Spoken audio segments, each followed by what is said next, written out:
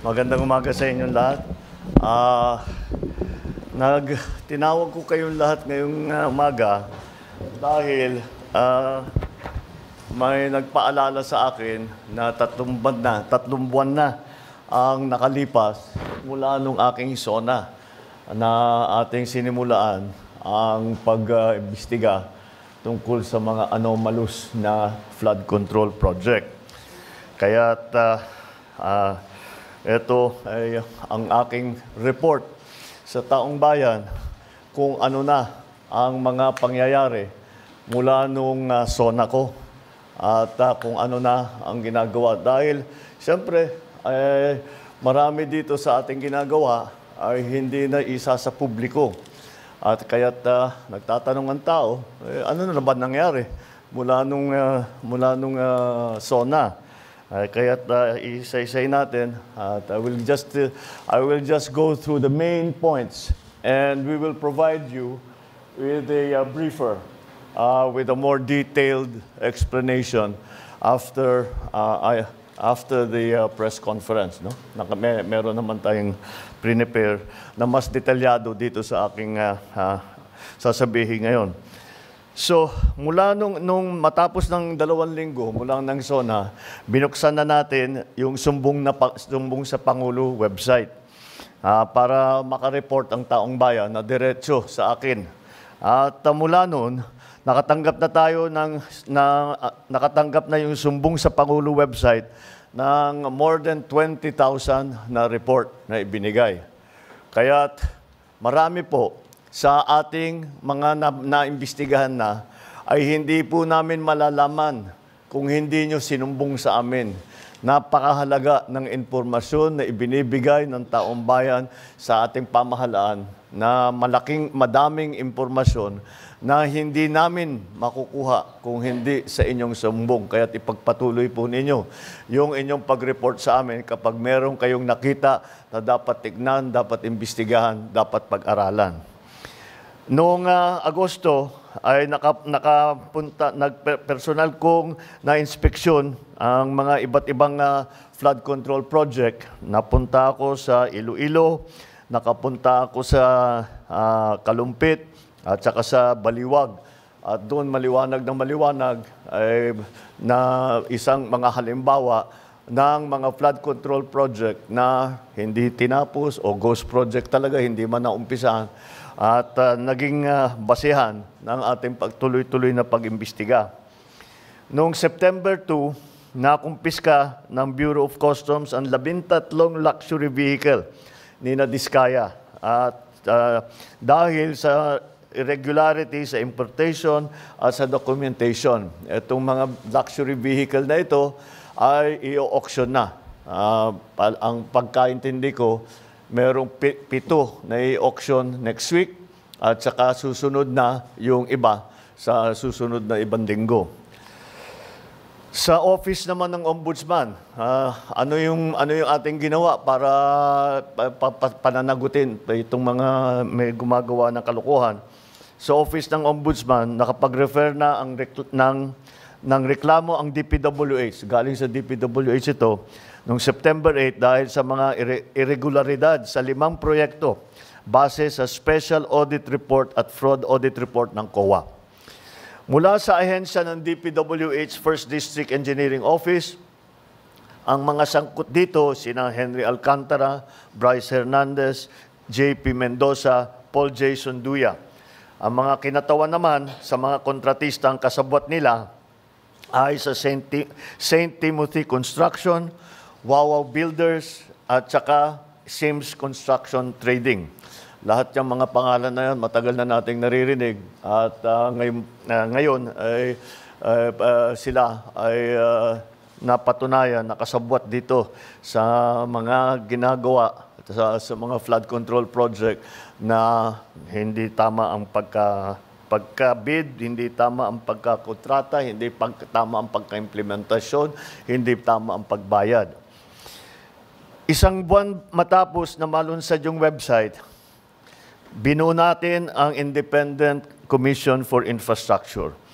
Dahil nalaman natin matindi ang sistema ng korupsyon, hindi lang sa flood control project, kundi pati rin sa ibang proyektong pang-infrastruktura ng gobyerno, kaya ginawa po natin yung ICI. Yung ICI na yan ay para imbestigahan lahat ng infrastructure projects na kailangan tignan dahil may question kung tama ba ang pagkagawa.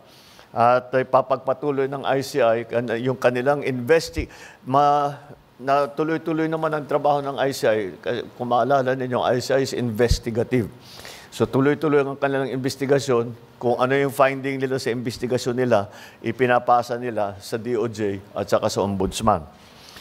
Sa parehong araw, nagsampa ng kaso ang DPWH sa Ombudsman laban sa 20 opisyal ng DPWH ng Bulacan First District Engineering Office at 5 pribadong individual dahil sa paglabag sa Anti-Graft and Corruption Practices and Corrupt Practices Act, Revised Penal Code at Government Procurement Reform Act.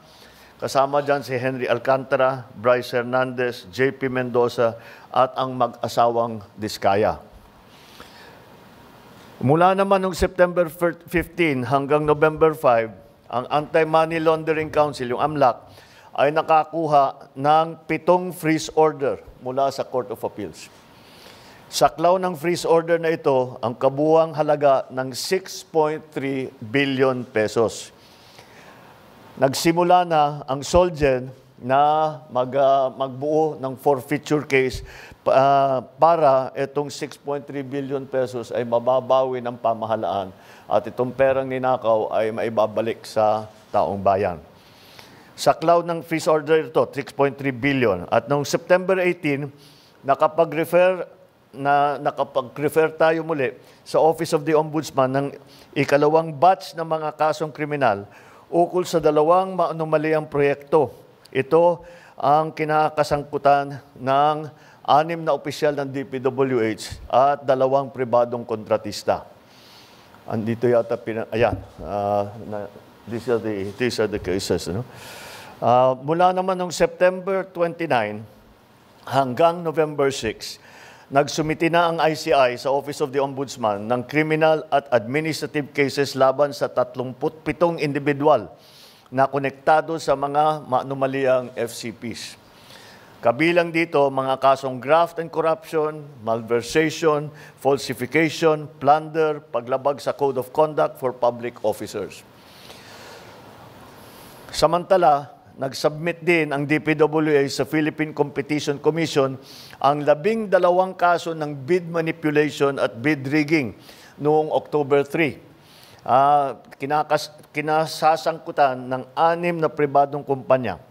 Dito pa lang sa mga kasong ito, makakabawi tayo ng 3 hanggang 5 bilyong piso ang penalty na pag sinama-sama natin lahat ng penalty ng lahat ng kaso ng mga bid rigging so far, baka meron pang idadagdag diyan sa kasalukuyan pa lang yan, ay makakabawi tayo ng 3 to 5 billion pesos in terms of fines. Nito na mga October 23, nagsampa ng kasong malversation at paglabag sa Anti-Graft and Corrupt Practices Act ang DPWH laban sa 21 opisyal ng DPWH La Union 2nd District Engineering Office at Davao Occidental District Engineering Office at 4 na pribadong individual. Moises Tabukol ng Silver Wolves Construction Corporation, Alvin Diego ng Silver Wolves Construction Corporation, Maria Roma Angeline Rimando ng St. Timothy Construction Corporation, Cesara Rowena Diskaya ng St. Timothy Construction Corporation. Ang sabi ni Ombudsman Remulla ay meron ding person of interest in the person of Congressman Eric Yap na dating Committee on Appropriations Chairman mula 2019 hanggang 2022. Nito namang November, sinampahan ng DPWH ang 6 na kumpanyang ito na 3 kaso ng bid manipulation at bid rigging. Mula naman November 16, nagsampa naman ang Bureau of Internal Revenue, ang BIR natin, ng 10 kaso sa DOJ laban sa mga opisyal ng DPWH at mga kontraktor. Umaabot sa 8.86 billion pesos ang kanilang tax liabilities. Ito ang mga tax ang buwis na hindi nila binayaran at nakita ng BIR upon investigation. At ngayon, nakasuhan ngayon sila upang mabawi ang kanilang utang sa gobyerno dahil sa buwis na hindi nila ibinayad. At siyempre, may mga multa yan dahil sila hindi nagbayad. Ito ay tax liabilities na sangkot sa mga kasong tax evasion at failure to file accurate information. Tinutukan din ng administrasyon ang mga reforma para sa mga ahensya upang matiyak na magagampanan nila ang kanilang mga tungkulin at maiiwasan ang mga anomalya at irregularidad sa mga proyekto. Sa Public Works, sa DPWH, nagpatupad ng blacklisting mula sa mga kontrata ng gobyerno sa lahat ng kontratistang sangkot sa ghost or substandard na mga proyekto. Noong October 23, formal na nakipagtulungan ang ahensya sa AMLAC upang mabantayan at maibalik ang pondo ng bayan na nawala dahil sa korupsyon. Naglabas ito ng special issuance of the construction materials price data noong October 23. Layo nitong pababain ang mga presyo ng mga materyales para sa construction ng mga proyekto ng pamahalaan. Aabot sa 50% ang maibabawas sa presyo upang maiwasan ang overpricing. Dahil talagang titignan natin, market price na ang hindi pwedeng ibahin o baguhin o masyadong malayo sa market price ang mga materyales na ginagamit dito sa mga flood control project at sa mga lahat ng infrastructure project.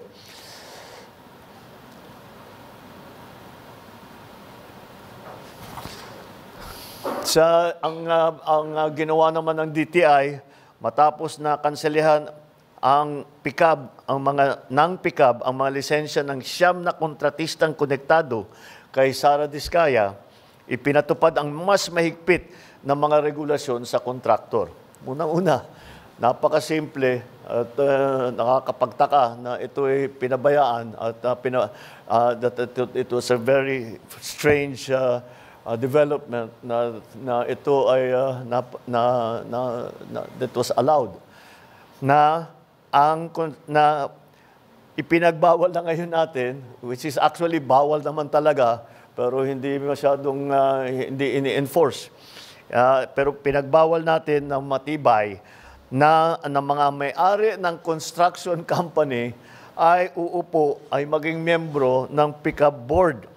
Dahil maliwanag ng maliwanag, pagka ikaw ay may construction company, tapos ikaw nagbibigay ng accreditation, lisensya sa mga contractor, ay napakaliwanag ng conflict of interest. Kaya hindi na natin papayagan yan ulit. Upang masiguro may susulong ang katapatan, integridad at pananagutan sa pamahalaan, nagsasagawa tayo ng mga reforma sa iba't ibang sektor ng ating bansa. Bumubuo tayo ng transparency portal upang makapagbigay sa publiko ng mas malawak na access sa impormasyon tungkol sa mga proyekto, kabilang ang mga detalye hinggil sa mga kontratista. Nagpapatupad ng tanggapan, lokasyon at status ng proyekto. Ibig sabihin, babantayan natin ng husto every step of the way. Bawat hakbang sa prosesong ito ay babantayan natin na mabuti para pag may nakita tayong hindi tama nagawa o against the rules and regulations ay makikita natin kaagad at hindi na natin pababayaan na makikita lang after 2-3 years, kagaya na nangyayari ngayon. Magpapatupad din tayo ng mga systematic na reforma sa tatlong pangunahing larangan upang maipabuti ang transparency, ang security ng ating datos, ang pakikilahok ng mga mamamayan sa pagsusubaybay ng ating mga proyekto. Mga reforma sa design process upang mas mapabuti ang papaplano, maiwasan ang mga risk at masiguro na data-driven ang mga batayan at pagdidisenyo.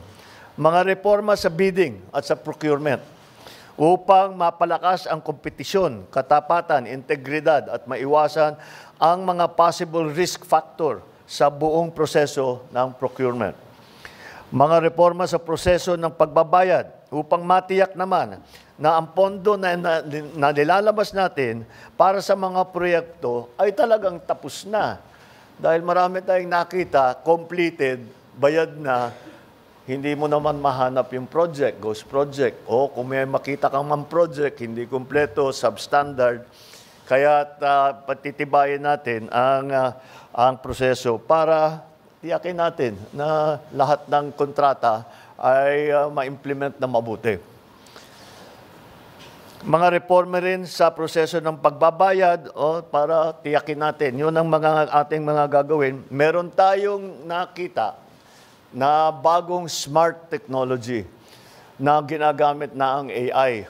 Ito ay titignan lang. Ang tinitignan niya, yung AI, tinitignan niya yung proseso ng kontrata. At pagka merong hindi tama ang takbo ng proseso ng kontrata, ay magfa-flag yan. Kailangan magfa-flag. Tignan niyo ulit ito. Dahil mukhang may problema, hindi tama ang ginawa. At may question kung talaga bang merong project na ganyan. May nagque-question kung merong maganda ba ang pag-implement ng proyekto.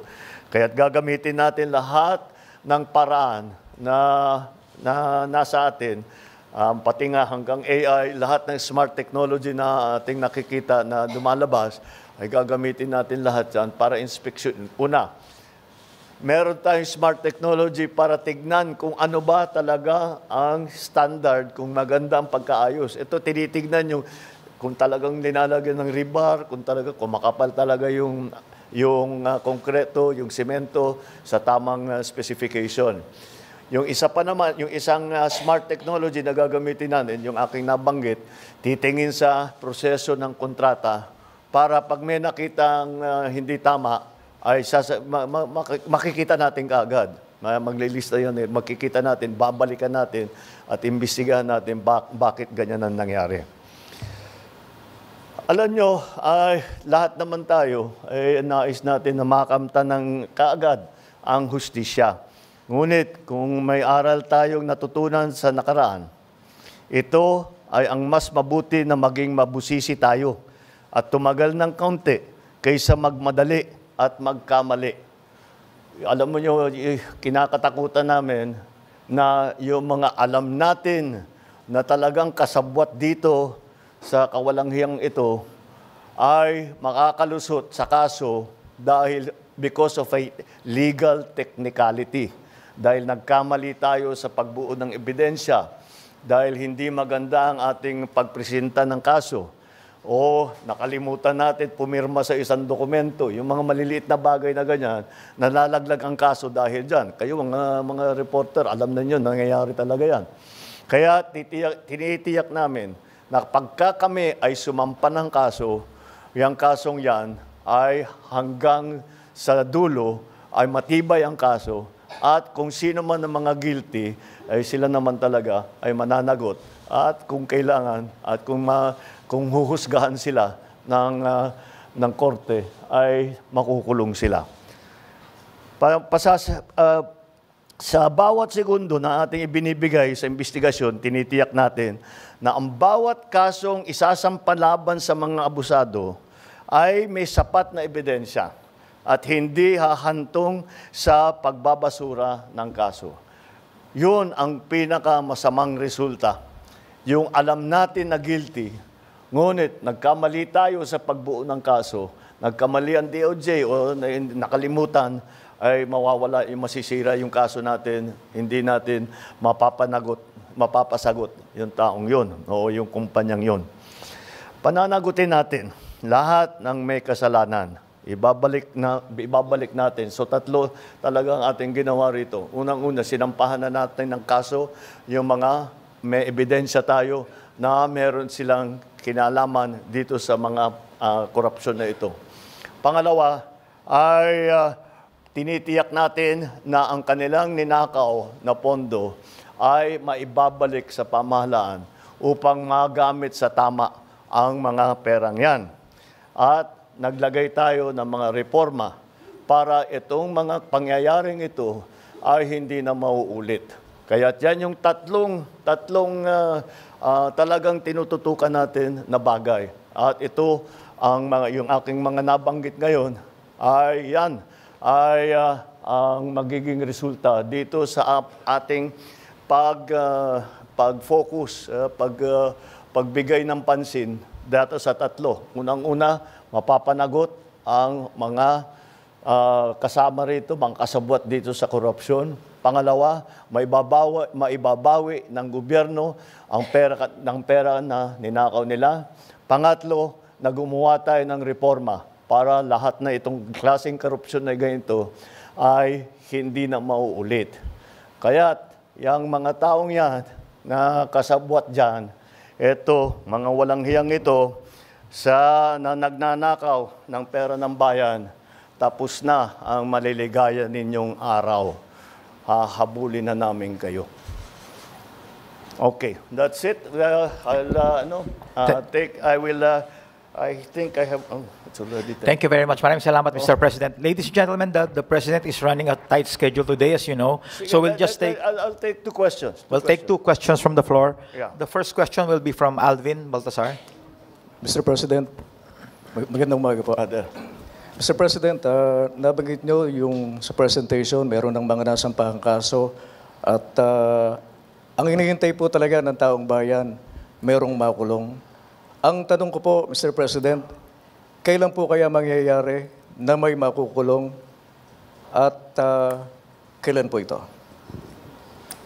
Palagay ko, hindi palagay ko, alam ko, bago magpasko, marami dito sa napangalanan dito ay palagay ko matatapos na yung kaso nila, buo na yung kaso, makukulong na sila. Wala silang Merry Christmas.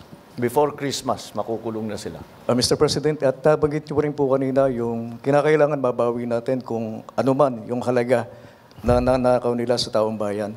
Meron po tayong timeline. Wala tayong buo na kasi marami pa kaming nakikita.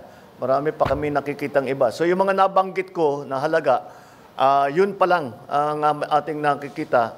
Pero ako, nakakatiyak ako, marami pa tayong mababawi dito. So patuloy namin gagawin yan.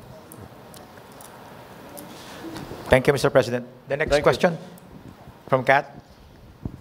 Good morning, Mr. President. Sir, you mentioned in the latter part of your speech na tapos na ang maliligayang araw nyo, hahabulin namin kayo.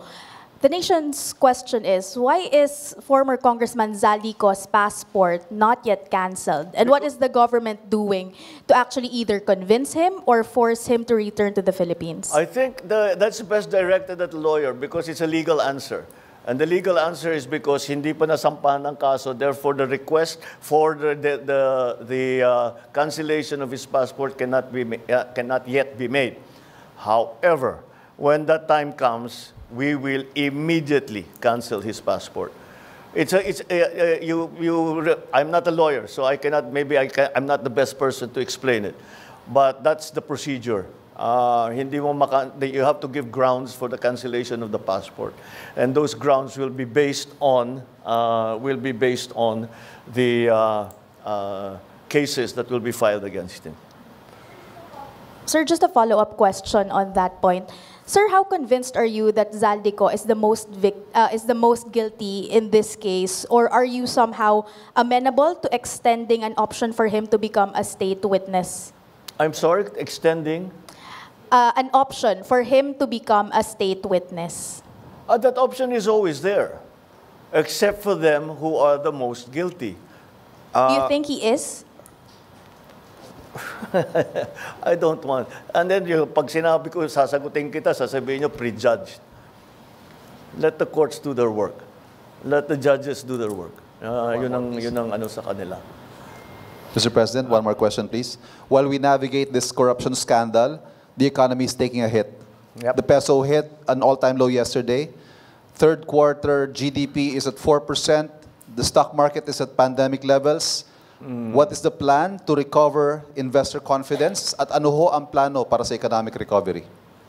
Well, the reason that we had that is that there really was a downturn in economic activity. You have to remember that it's not only because of these problems. Yung bagyo, yung nawala na working days na sa sa ekonomiya natin because of climate change. And you have to also remember the situation, the global situation. We are not the only ones suffering the shocks that come from the new trade structure that has been imposed on the rest of the world. And so we are all adjusting to that. Kaya yung mga growth rate na lahat ng grupo all around the world is falling. But marami tayong measures na ginawa because the public spending now will be increased, and to make sure that by the end of the year that the levels of public spending are according to our original plan. So mababawi natin yung nawala sa third quarter. Sir, one more point on your presentation. Very obvious, very noticeable po na marami sa mga pangalan binanggit ninyo, DPWH officials, contractors, pero kakonte, if at all, yung mga nabanggit na legislators who are... Well, no, they're part of the list. We'll give you the complete list. I just didn't go through them because there are like 37 of them. So you'll get, as I said, you'll get a briefer, which will give you more detail on all of the things that I've said today. Is the former speaker included in the list, sir? I don't think so, because no. The only evidence that has been made against him is in the